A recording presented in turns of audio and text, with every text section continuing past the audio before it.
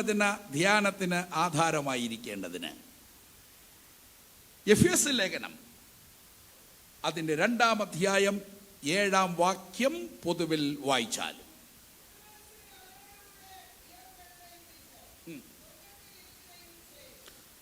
ക്രിസ്തുയേശുവിനോട് കൂടെ ഉയർത്തെഴുന്നേൽപ്പിച്ച് സ്വർഗത്തിൽ ഇരുത്തുകയും ചെയ്തു.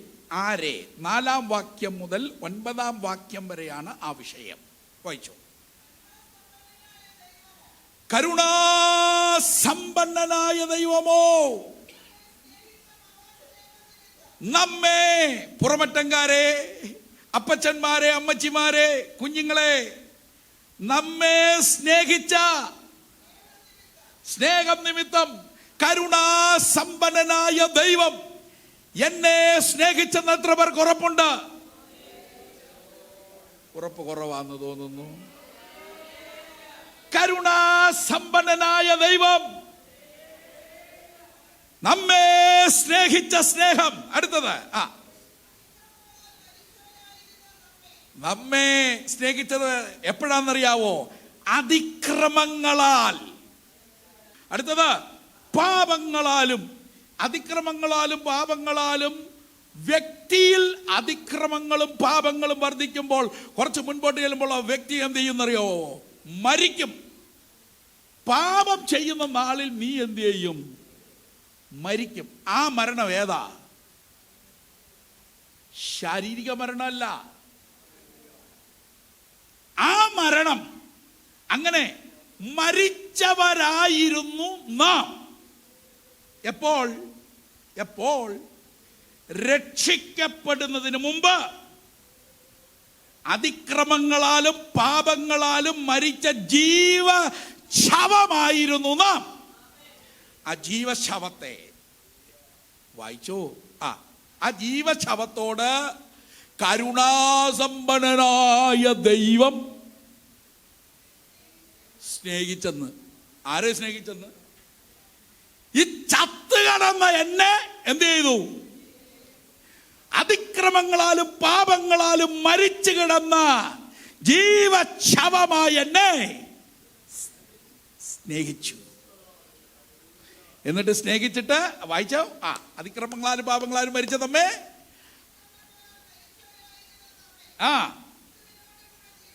അപ്പോ സ്നേഹിച്ചിട്ട്, ഒത്തിരി സ്നേഹമാണ് മോനെ, നിന്നെ എനിക്ക് ഒത്തിരി ഇഷ്ടമാണ്, ഭയങ്കര ഇഷ്ടമാണ് എന്നിങ്ങനെ പറഞ്ഞുകൊണ്ടിരിക്കുകയല്ല.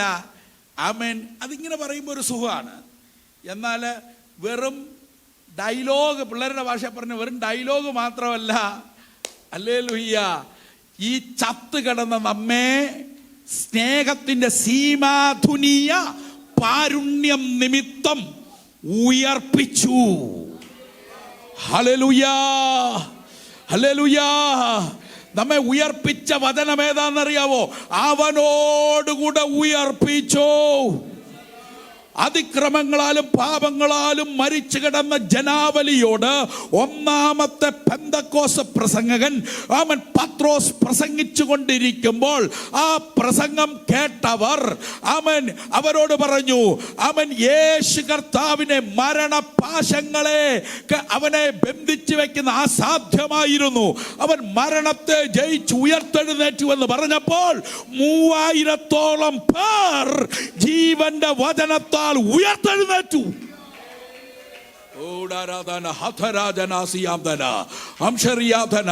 ഉയർപ്പിന്റെ വചനത്താൽ അവൻ ജീവൻ പ്രാപിച്ചവർ ദൈവത്തെ സ്തുതിച്ചാരാധിച്ചാട്ടെ. അവൻ റിസറക്ഷൻ, അവൻ പുനരുത്ഥാനത്തിന്റെ വചനം നമ്മെ ജീവിപ്പിച്ചു. നമ്മുടെ അകത്തെ മനുഷ്യന്റെ ഉയിര്, തമിഴ് ഭാഷയിലെ ഒരു പ്രയോഗമാണ് ഉയിര്, ജീവൻ. ഏതാ? പറപ്രിയരെ, പുനരുത്ഥാനത്തിന്റെ ശക്തിയാണ്. അത് നമ്മുടെ വിശുദ്ധ കരങ്ങൾ ഉയർത്തി നമുക്ക് പറയാൻ പറ്റും, എന്നെ ഉയർപ്പിച്ചു ഉയർപ്പിൻ ജീവനാൽ. അതിക്രമങ്ങളാലും പാപങ്ങളാലും മരിച്ചവരായ നമ്മൾ വായിച്ചോ, ജീവിപ്പിക്കുകയും, അടുത്ത വാക്ക്, കൃപയാൽ അത്രേ നിങ്ങൾ രക്ഷിക്കപ്പെടുന്നത് എന്നല്ല, പെടുമെന്നല്ല, പെട്ടിരിക്കുന്നു എന്ന തീർച്ചാപ്രയോഗം അവിടെ ഉള്ളത് കൊണ്ട് ആ പെട്ടിരിക്കുന്നത് ഏത് രക്ഷയാണ്? ഏത് രക്ഷയാണ്? എപ്പോഴും വ്യാഖ്യാതാക്കളെ കുഴയ്ക്കുന്ന ഒരു കാര്യമാണ്. ആത്മരക്ഷയുടെ വാക്യം ദേഹിരക്ഷയെ പോകരുത്, ദേഹിരക്ഷയുടെ വാക്യം ആത്മരക്ഷയെ പോകരുത്, ആത്മരക്ഷയുടെയും ദേഹിരക്ഷയുടെയും വാക്യം ശരീരരക്ഷയെ പോകരുത്, ശരീരത്തിന്റെ രക്ഷയുടെ വാക്യം ആത്മരക്ഷയെ പോകരുത്. ഇത് വളരെ സൂക്ഷിക്കണം. ഈ നല്ല മെക്കാനിക്കിന് വണ്ടി അഴിച്ചിട്ടാലേ, എല്ലാം കൂടെ അഴിച്ച് പിരിച്ചിട്ട് അതിന് നെട്ടും ബോൾട്ടെല്ലാം ചട്ടിക്കകത്ത് ഇട്ട് കൊടുത്താൽ അതിനകത്തെ ഒരു ബോൾട്ട് എടുത്ത് കാണിച്ചാൽ ആ മെക്കാനിക്ക് പറയും ഇത് ഇന്നെടുത്ത ബോൾട്ടാണ്, അല്ലേ? എന്നാൽ ഇത് പണി പഠിച്ചുകൊണ്ടിരിക്കുന്ന ശിഷ്യനാണെങ്കിൽ എന്ത് ചെയ്യുമെന്നറിയാവോ? അവൻ ഈ ബോൾട്ട് കിട്ടുന്നിടത്തെല്ലാം ഇട്ടെന്ത് ചെയ്യും? ഞാൻ പറയുന്നത് മനസ്സിലായോ? ഇത് ഈ ബോൾട്ട് കയറാൻ പറ്റാത്തടത്തും അവൻ പിരി തെറ്റിച്ചിട്ട് ഇനി ഇച്ചിരി കൊണ്ട് നമുക്ക് കണ്ടിച്ച് കളയാന്ന് പറയും. ഇതുപോലെ വേദപുസ്തകത്തിലെ വാക്യങ്ങൾ ഒരു നട്ടും ബോൾട്ടും പോലെ ആണെങ്കിൽ കറക്റ്റ് ഉപദേശത്തിൽ ഫിറ്റാക്കിയാൽ ഒറ്റ വാക്യം പോലെ അധികപ്പറ്റില്ല. ഈ പുസ്തകത്തിലെ വാക്യങ്ങൾ സ്തോത്രം കറക്റ്റ് എല്ലായിടത്തും ഫിറ്റാ, മുറിച്ചു കളയാനൊന്നുമില്ല. സ്തോത്രം സോറ്റീരിയോളജിയുടെ വാക്യങ്ങളെല്ലാം അത് അതാത് സ്ഥലത്തിട്ട് മുറുക്കിയേ. ഈ ഇല്ലാത്തടത്ത് പിരികേറ്റാൻ നോക്കുമ്പോഴാണ് നമ്മുടെ കയ്യും സ്ലിപ്പാകുന്നത്, അതിൻ്റെ പിരിയും പോകുന്നത്. അതുകൊണ്ട് സ്തോത്രം ആമേൻ, ശ്രദ്ധയോടെ നമുക്ക് ധ്യാനിക്കാം. നമ്മുടെ വിഷയത്തിൽ നിൽക്കുക. എല്ലാവരും ഉണ്ടല്ലോ മനസ്സുകൊണ്ട്. ഞാൻ ഒരു പോയിന്റിൽ എത്തിയിട്ടേ ഉള്ളൂ. വായിച്ച ആൻറ്റി ഇതാവട്ടെ. അടുത്ത പ്രയോഗം, ക്രിസ്തുവേശുവിൽ നമ്മെക്കുറിച്ചുള്ള വാത്സല്യത്തിൽ ആ ആ ആ ആ 3-4 വാചകം ഒന്നും കൂടെ വായിക്കണം. അവിടെ കുറച്ച് കാര്യങ്ങളുണ്ട്. അവന് നമ്മോടുള്ള വാത്സല്യം ഒന്നും കൂടെ വായിച്ചേ. ക്രിസ്തുവേശുവിൽ നമ്മെ കുറിച്ചുള്ള വാത്സല്യം. പുറമറ്റത്തുള്ള ദൈവമക്കളൊന്ന് ശ്രദ്ധിച്ചേ. ക്രിസ്തുവേശുവിൽ കൂടെ ഇവിടെ തോമാച്ചൻ ആരുമില്ലല്ലോ, ഞാനൊരു പേരങ്ങ് എടുക്കുകയാണ്. ഉള്ള പേരെടുക്കുന്നില്ല, കുഴപ്പമാവും. അതുകൊണ്ട് തോമ ഇല്ലെന്ന് തോന്നുന്നു, അല്ലെങ്കിൽ തോമ ഇരിക്കട്ടെ, ഉണ്ടെങ്കിലും എന്നോട് ക്ഷമിക്കുക. ഇങ്ങോട്ട് ശ്രദ്ധിപ്പീൻ പ്രിയരെ. അപ്പോൾ ക്രിസ്തുവേശുവിൽ പുറമറ്റത്തൊരു തോമാച്ചനുണ്ടെങ്കിൽ ആ തോമായെ ക്രിസ്തുവേശുവിൽ കൂടെ കാണുമ്പോൾ വാത്സല്യമാണ്. ഈ വാത്സല്യം എന്ന് പറയുന്നത് നിങ്ങൾ അനുഭവിച്ചിട്ടുണ്ടോ? വാത്സല്യിച്ചിട്ടില്ലേ മക്കളെയൊക്കെ, കൊച്ചു മക്കളെയൊക്കെ? അമ്മ കുഞ്ഞിനെ എടുക്കുന്നത് അതിൻ്റെ കഴുത്തിന് കയറി പിടിച്ച് ഇങ്ങനെ പൊക്കി ആണോ, ഇതെൻ്റെ ഒന്നാം കുഞ്ഞ് എന്ന് പറഞ്ഞ്? അങ്ങനൊന്നുമില്ല. ആ വിളിക്കകത്ത് പോലും, ആ മോളേന്ന് വിളിക്കകത്തിനകത്ത് എന്തുണ്ട്? വാത്സല്യം ഇങ്ങനെ ചാലിച്ച്, അല്ലേ? ചാലിക്കുക എന്ന് പറഞ്ഞ് മനസ്സിലായില്ലേ? വാത്സല്യം ചാലിച്ച് ആ വിളിക്കകത്തുണ്ട്. സ്തോത്രം. ചിലർക്ക് ആ നയമില്ല. അത് വലിയ പരാജയ. വീട്ടിൽ മോളേന്ന് അമ്മയും അപ്പനും വിളിക്കേണ്ട കാലത്ത് വിളിക്കണം. ഇല്ലെങ്കിൽ ഇതിങ്ങനെ സ്നേഹം കിട്ടാതെ ഇങ്ങനെ മുട്ടി നിൽക്കുമ്പോഴാണ് സ്തോത്രം ചാറ്റിങ്ങിലൂടെ വരുന്നത്, മോളേന്ന് വിളി വരുന്നത്.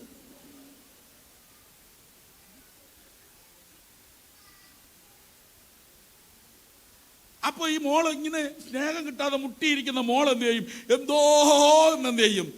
നീട്ടി മറുപടി കൊടുക്കും. സ്തോത്രം. ദൈവം തന്ന മക്കളെ ഒന്ന് മോനേന്ന് വിളിച്ചോണ്ട് തേഞ്ഞൊന്നും പോകത്തില്ല. ഒരു അമ്മ പദവി അപ്പം പദവി ഒന്നും ഉരുകി പോകത്തില്ല. അവനെ ഒന്ന് ചേർത്ത് പിടിച്ചോണ്ട് എന്നാ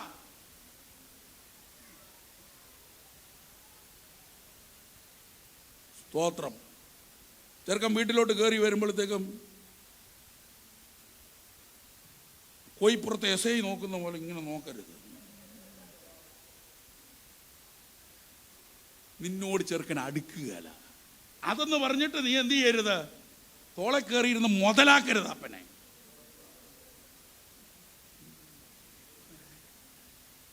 ക്രിസ്തുവേശുവിൽ നമ്മെക്കുറിച്ചുള്ള അപ്പൊ എന്തോ വാത്സല്യം, ഇനി അത് വിസ്തരിക്കേണ്ടതാ വാത്സല്യം.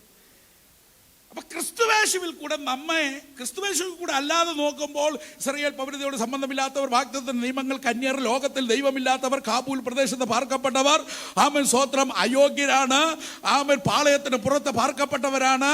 ഇനി കനാന്യ സ്ത്രീയുടെ കുട്ടിയുടെ കുട്ടിയാണ് എന്ന് വെച്ചാൽ അവളെ കയറി വിളിച്ചത് സ്തോത്രം വാലും 4 കാലും ഉള്ള ഒരു ജന്തുവിൻ്റെ കുട്ടി എന്നാണ് കയറി വിളിച്ചത്.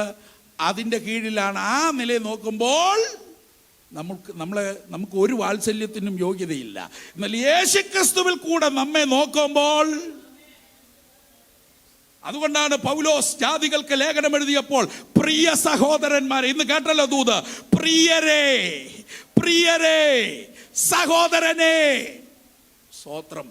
ക്രിസ്തുവേശുവിൽ കൂടെ നിന്റെ തൊട്ടടുത്തിരിക്കുന്ന ബ്രദറിനെ നിനക്ക് കാണാൻ പറ്റിയാൽ എങ്കിൽ മാത്രമേ സഹോദര എന്ന് അവനെ വിളിക്കാൻ പറ്റത്തുള്ളൂ. അവൻ ക്രിസ്തുവേശുവിൽ കൂടെ കൂട്ടു സഹോദരിയെ കാണാൻ പറ്റിയാലേ ഇന്ന് തിരുവത്താഴം കഴിയുമ്പോൾ അവൻ ചുംബനം കൊടുക്കുമ്പോൾ ആത്മാർത്ഥമായി ക്രിസ്തുവേശുവിൽ കൂടെ കാണുക. ക്രിസ്തുവേശുവിൽ കൂടെ കാണുമ്പോൾ അതിനകത്തൊരു സമത്വ ചിന്താഗതി ഉണ്ടാകും. ഒരുപക്ഷെ നിന്റെ അത്ര പഠിപ്പുള്ളവനല്ലായിരിക്കാം നിന്റെ കൂട്ടുവിശ്വാസി, നിന്റെ അത്ര അവൻ സാമ്പത്തിക ശേഷി ഉള്ളവനല്ലായിരിക്കാം നിന്റെ കൂട്ടുവിശ്വാസി, ഒരുപക്ഷെ നിന്റെ അത്ര അവൻ ശാരീരിക ഭംഗിയുള്ളവനല്ലായിരിക്കാം. അന്ത്യോളം പണിയെടുത്ത് വെയിൽ കൊണ്ട് ക്ഷീണിച്ചവൻ ഒരു ദിവസം ദൈവത്തെ ആരാധിക്കാൻ വന്ന് അപ്പത്തിൽ അംശിയാകേണ്ടതിന് വന്നിരിക്കുന്നവനായിരിക്കാം.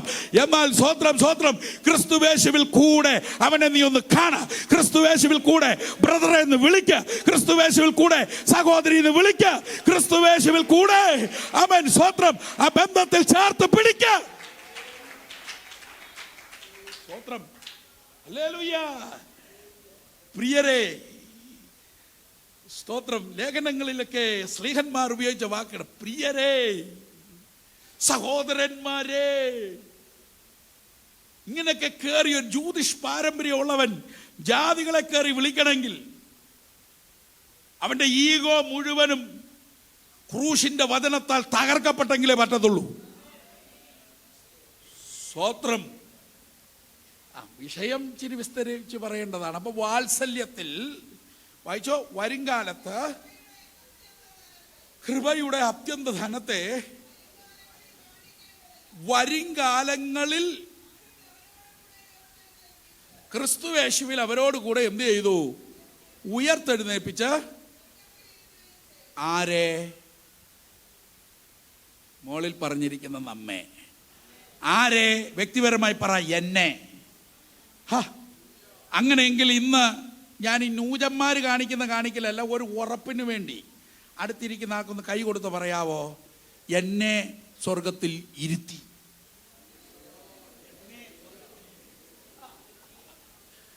അപ്പോൾ നമ്മൾ സ്വർഗത്തിൽ പോയോ? പോയതിന്റെ വാക്യം ഏതാ? 2:7 കുറിച്ച് വെച്ചോണം. സ്തോത്രം. അപ്പൊ ഉപദേശി എപ്പോഴാ പോയേ, എന്നാ പോയേ, എപ്പിടിയാന്നൊക്കെ ഉള്ള ചോദ്യമുണ്ട്. ഉത്തരം, രക്ഷിക്കപ്പെടുന്നതിന് മുന്നമേ നമുക്ക് കൃപാസനത്തിന് അരികിലേക്ക് മനസ്സുകൊണ്ട് കയറി ചെല്ലാൻ സാധ്യമല്ലായിരുന്നു.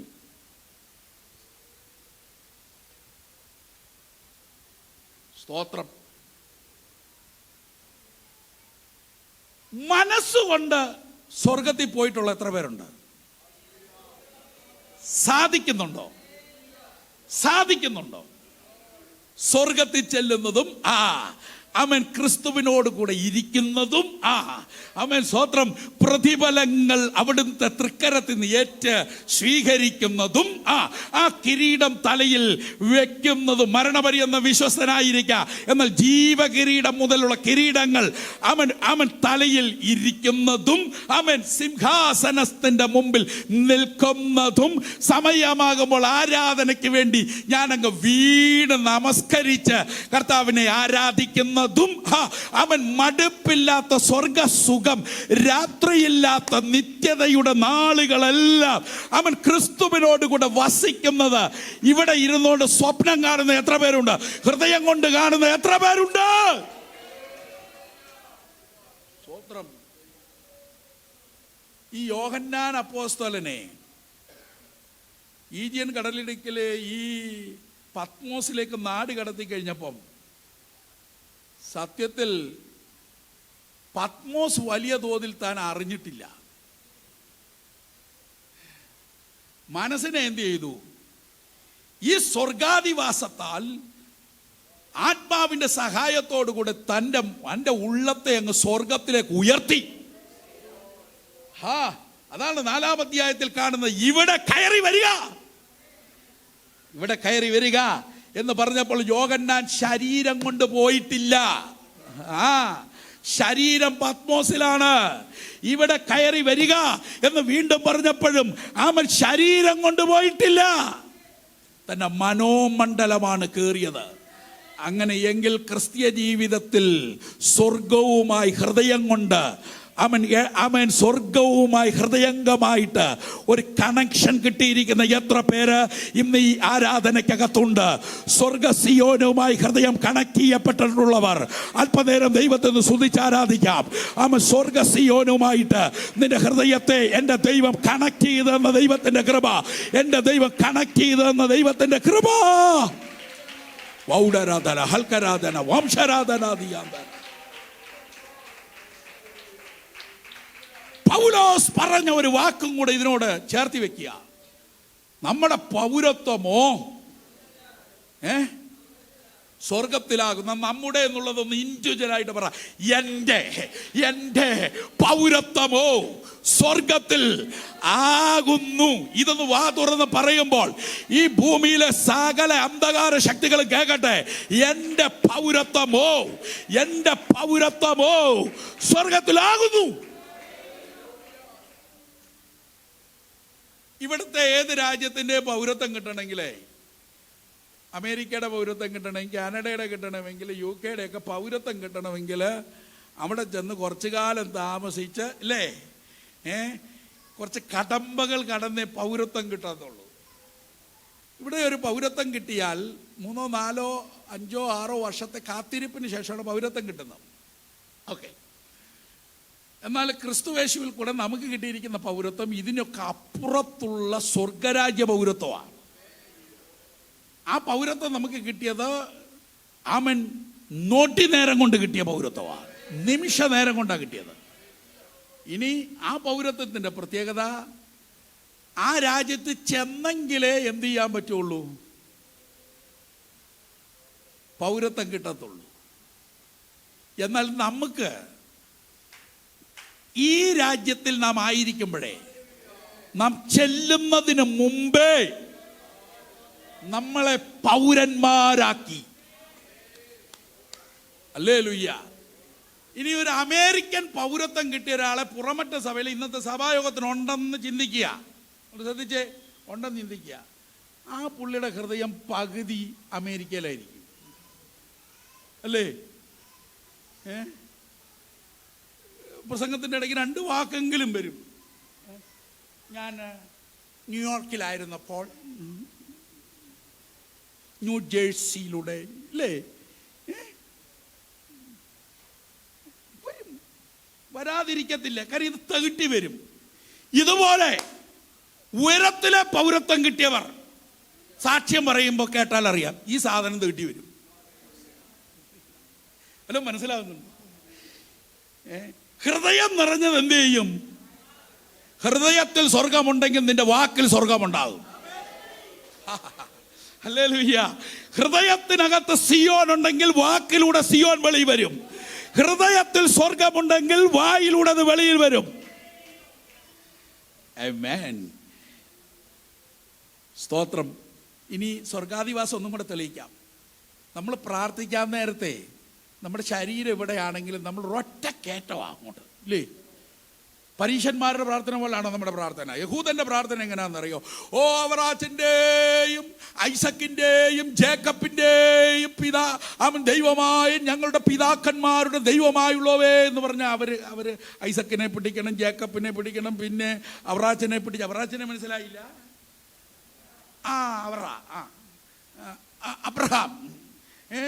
അങ്ങനെ അബ്രഹാമിന്റെയും ഇസഹാക്കിന്റെയും യാക്കോബിന്റെയും ഞങ്ങളുടെ പിതാക്കന്മാരുടെയും ദൈവമായുള്ളവേ എന്നൊക്കെ പിടിച്ച് ഏണിയൊക്കെ വെച്ച് കയറി അങ്ങനെ പോകാൻ പറ്റത്തുള്ളൂ അവർക്ക്. നമുക്ക് ഇതൊന്നും വേണ്ടപ്പാ. നമുക്ക് ആമേൻ യേശു ക്രിസ്തുവിന്റെ നാമത്തിൽ അല്ലെങ്കിൽ പുത്രന്റെ നാമത്തിൽ സ്വർഗീയ പിതാവേ. എന്ന സ്പീഡാലേ! സ്തോത്രം. ഈ പൗരത്വം കിട്ടിയ നമുക്ക്, ഇവിടുത്തെ അമേരിക്കയിലെ പൗരൻ ഇവിടെ വന്നു കഴിഞ്ഞാൽ ഇവിടുന്ന് പിന്നെ അവൻ്റെ പൗരത്വം കിട്ടിയ നാട്ടിലേക്ക് എത്തണമെങ്കിൽ യാത്ര ചെയ്ത് ഊപ്പാട് വരും. 18 മണിക്കൂറൊക്കെ പ്ലെയിനിലിരുന്ന്. ചിലരുടെ ചിന്ത ആകാശത്തൂടെ പോകുന്ന നല്ല സുഖമാണെന്നാ. ഏറ്റവും നല്ല യാത്ര ട്രെയിൻ യാത്രയാണ്. നമ്മുടെ ഊപ്പാട് വരും ഇരുന്ന്. പലരും എന്നോട് പൗരന്മാർ പറയാറുണ്ട്, പാസ്റ്ററെ നല്ലതൊക്കെയാ, എന്നാൽ ഇവിടുന്ന് അങ്ങോട്ടുള്ള യാത്രയും അവിടുന്ന് ഇങ്ങോട്ടുള്ള ആ യാത്രയാണ് എനിക്ക് അത്രയെന്ന് സഹിക്കാൻ വയ്യ. എന്നാൽ നമുക്ക് പൗരത്വമുള്ള നമുക്ക് സിയോനിൽ കയറാൻ അധികം നേരമൊന്നും വേണ്ട. കണ്ണിന് രണ്ടിനും ഷട്ടർ ഇടുക. ആമേൻ. സ്വോത്രം സ്വോത്രം. ആമേൻ. മുട്ടുകുത്തുക. എന്നിട്ട് നേരെ യേശു ക്രിസ്തുവിന്റെ നാമത്തിൽ പുത്രന്റെ നാമത്തിൽ പിതാവേ എന്ന് വിളിക്കുമ്പോഴത്തേക്കും അവൻ സിയോനുമായിട്ട് നീ അങ്ങോട്ട് കണക്ട് ആകുക. ഹല്ലേലൂയ. രക്ഷിക്കപ്പെട്ട നിമിത്തം വീട്ടിൽ നിന്ന് ഇറക്കി വിട്ടു, സ്വത്ത് കൊടുക്കാതിരുന്നു. അവൻ കിട്ടേണ്ട നന്മകൾ പലതും ബ്ലോക്ക് ചെയ്തു. അവൻ വീട്ടിൽ നിന്ന് വലിച്ചിറക്കി വിട്ടു. ഉടുതുണിക്കപ്പുറത്ത് അവൻ ഒരു മറുതുണിയെ വീട്ടിൽ നിന്ന് എടുക്കാൻ സമ്മതിക്കാതെ വണ്ണം ഇറക്കി വിട്ടപ്പെട്ടവർ അവരുടെ ഒറ്റപ്പെടലിന്റെയും ജീവിത സാഹചര്യത്തിലും പലവിധമായ പ്രതിസന്ധിയുടെ നടുവിൽ അവർ നിന്നപ്പോൾ അവരെ ഈ ആമനി കൃപയിൽ പിടിച്ചു നിർത്തിയത് അവരുടെ മനോതലത്തിൽ അവരാപ്പ എന്ന് വിളിച്ചുകൊണ്ട് അടുത്ത് വന്നപ്പോൾ സ്വർഗം അവരുടെ ഹൃദയത്തിലേക്ക് കണക്റ്റായി.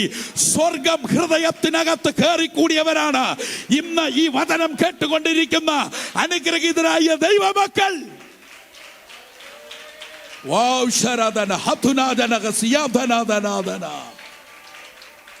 നമ്മുടെ മക്കൾ എക്സാം എഴുതാൻ പോവുകയാണ്.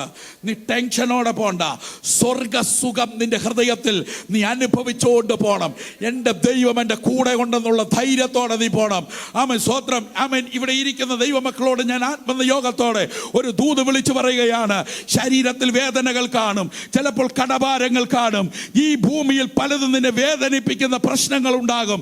എന്ന ദൈവസന്നിധിയിൽ മുട്ടുമടക്കി കഴിയുമ്പോൾ ആമേൻ നിന്റെ ഹൃദയം സ്വർഗവുമായിട്ട് കണക്ട് ചെയ്യപ്പെട്ട് കഴിയുമ്പോൾ അവൻ അസാധാരണമായ ഒരു സ്വർഗീയ സുഖം, ഒരു സ്വർഗീയ സുഖം, ഒരു സ്വർഗീയ അനുഭൂതിയുമായി നാം ബന്ധപ്പെടുകയാണ്. എത്ര പേർക്ക് ആ ബന്ധം, പിരിയാത്ത ബന്ധത്തിൽ ദൃഢമായി പോകാൻ താല്പര്യമുണ്ട്? Hallelujah, hallelujah. ആ ബന്ധമുള്ള പൗലോസ് പറഞ്ഞു. രണ്ടാമത് വായിക്കേണ്ട വാക്യമൊക്കെ ഞാൻ അങ്ങ് പറഞ്ഞു പോവുകയാണ്. ഫിലിപ്പി ലേഖനം 1-23 വാക്യത്തിൽ, വിട്ടുപിരിഞ്ഞാൽ ഞാൻ ക്രിസ്തുവിനോട് കൂടെ. ഹല്ലേലൂയ. എനിക്ക് കാംക്ഷയുണ്ട് ഇങ്ങനെ ഹൃദയം ഇങ്ങനെ കണക്ട് ചെയ്ത് ആത്മമണ്ഡലത്തിൽ ഇരിക്കുന്ന ഒരാളുടെ സൂക്ഷ്മ ശാരീരിക അവസ്ഥയായിരിക്കുന്ന ആത്മദേഹികൾ രണ്ടും കൂടെ അങ്ങോട്ട് വിട്ടുപിരിഞ്ഞ് ഈ തൊണ്ടായ ശരീരം, സ്ഥൂല ശരീരത്തെ ഈ ഭൂമിയിലിട്ടേച്ച് വിട്ടുപിരിഞ്ഞ് പൗലോസ് പറയുന്നു തൻ്റെ കഴുകൻ്റെ ചുണ്ട് പോലൊക്കെ അല്പം നീണ്ട മൂക്കാന്നാ, ഇച്ചിരി നല്ല മൂക്ക്, നീളമുള്ള മൂക്കാണ് പൗലോസിൻ്റെ മൂക്കെന്നാണ്. പൗലോസിൻ്റെ പിരിയമൊക്കെ ഇച്ചിരി വിടർന്ന പിരിയമാണെന്നാണ്. പൗലോസിൻ്റെ മുഖം നല്ല ഗാംഭീര്യമുള്ള മുഖമാണെന്നാണ് ചരിത്രകാരൻ വർണ്ണിച്ചിരിക്കുന്നത്. പൗലോസിൻ്റെ ആ ആ രൂപമൊന്ന് മനസ്സിലൊന്ന് കണ്ടേ, ആ മനുഷ്യന്റെ മുഖഭാവം ഒന്ന് കണ്ടേ. ആ മനുഷ്യൻ പറയുന്നു, എൻ്റെ ഈ ശരീരം, ഈ തൊണ്ട ഞാൻ ഇവിടെ ഇട്ടിട്ട് വിട്ട് പിരിഞ്ഞ് ക്രിസ്തുവിനോട് കൂടെ ഇരിക്കാൻ എനിക്ക് കാംക്ഷയുണ്ട്. ഹല്ലേലൂയ. ഈ കാംക്ഷ ആർക്കാണുള്ളതെന്നറിയാവോ? സ്വർഗീയ പൗരത്വം ലഭിച്ചവർക്ക്, സ്വർഗവുമായി ഹൃദയം ബന്ധപ്പെട്ടവർക്ക്, സ്വർഗാധിവാസം പ്രാപിച്ചവർക്ക്, സ്വർഗവുമായി ഹൃദയം ബന്ധമുള്ളവർ ഇന്ന് ഈ ആരാധനയ്ക്കകത്ത് അല്പനേര കരമടിച്ച് ദൈവത്തെ ആരാധിക്കട്ടെ.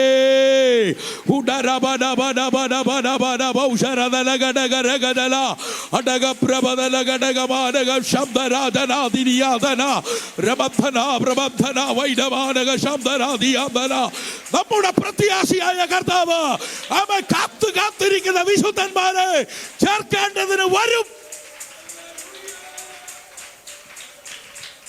കർത്താവുതാൻ ഗംഭീരനാദത്തോടും പ്രധാന ദൂതന്റെ ശബ്ദത്തോടും ദൈവത്തിന്റെ കാഹളത്തോടും കൂടെ സ്വർഗത്തിൽ ഇറങ്ങി വരുന്ന അവൻ ആ വരവിങ്കൽ ക്രിസ്തുവിന് അനുരൂപമായ ശരീരം പ്രാപിച്ച് അവനോട് ഒപ്പം അവനെ എതിരേൽക്കേണ്ടതിന് നാം മേഘങ്ങളിൽ എടുക്കപ്പെടും. എന്നിട്ട് 4 തെസ്സലോനിക്ക ലേഖനം 1-4 വാക്യത്തിന്റെ അവസാനത്തിൽ ഇങ്ങനെ നാം എപ്പോഴും അവനോട് കൂടെ ഇരിക്കും. ഒന്ന് ആ വചനം ചേർന്ന് പറഞ്ഞാട്ടെ. ഇങ്ങനെ ഞാൻ എപ്പോഴും ഈ കഷ്ടത നിറഞ്ഞ ഭൂമി വിട്ട്, സ്തോത്രം, ഇവകൾ നിറഞ്ഞ സാഹചര്യം വിട്ട്, ഈ ഭൗമമണ്ഡലം വിട്ട് ഞാൻ കർത്താവിനോട് കൂടെ ഇരിക്കും. ആ പ്രത്യാശ എത്ര പേരുടെ അകത്തുണ്ട്? എത്ര പേരുടെ അകത്തുണ്ട്? ഈ ആരാധനയ്ക്കകത്ത് ആ പ്രത്യാശ ഹൃത്തടത്തിന് ഉൾത്തടത്തിൽ തിളച്ച് പൊങ്ങുന്നെങ്കിൽ, ഈ വചനത്തിന്റെ ചൂടുള്ള വചനത്തിന്റെ ശക്തിയാൽ അത് തിളച്ച് പൊങ്ങുന്നെങ്കിൽ, അല്പനേരം ഒന്ന് കരങ്ങൾ അടിച്ച് ദൈവത്തെ ഒന്ന് സ്തുതിച്ച് ആരാധിച്ചാട്ട്.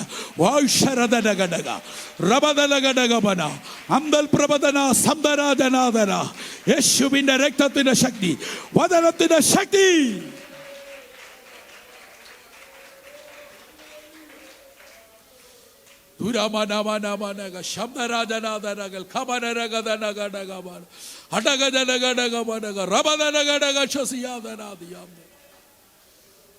പ്രിയമുള്ളവരെ, നമ്മുടെ കണ്ണുകൾ ദൈവസന്നിധിയിൽ അടയ്ക്കാം. ഞാൻ ഇനി വിസ്തരിക്കാൻ വിശാലമായ ഭാഗം അത് നിർത്തുകയാണ്. ആമേൻ. സ്വർഗാധിവാസം നമുക്ക് ലഭിച്ചു. നമ്മുടെ ആത്മാവ് സംബന്ധമായി സ്വർഗവുമായി നാം കണക്ട് ചെയ്യപ്പെട്ടു, നമ്മെ ഇരുത്തി. അതുകൊണ്ട് ഇനി ഒരു ഇടനിലക്കാരനും നമുക്ക് ആവശ്യമില്ല, ഒരു മധ്യസ്ഥനും നമുക്ക് ആവശ്യമില്ല. നമുക്ക് കൃപാസനത്തിന് അരികിൽ അടുത്ത് എന്നിട്ട് അപ്പാ എന്ന് വിളിക്കാനുള്ള പുത്രൻ്റെ പ്രാഗൽഭ്യവും ആ ധൈര്യത്തോടെ നാവ് പൊങ്ങുമാറ് നമ്മെ യോഗ്യരാക്കി തീർത്ത കൃപയ്ക്കായി ഏൽപ്പിക്കാം. ഇന്ന് കേട്ട വചനത്തിന് മുമ്പിൽ നാം എല്ലാവരും പ്രാർത്ഥനാപൂർവം കണ്ണുകൾ അടച്ചാട്ട്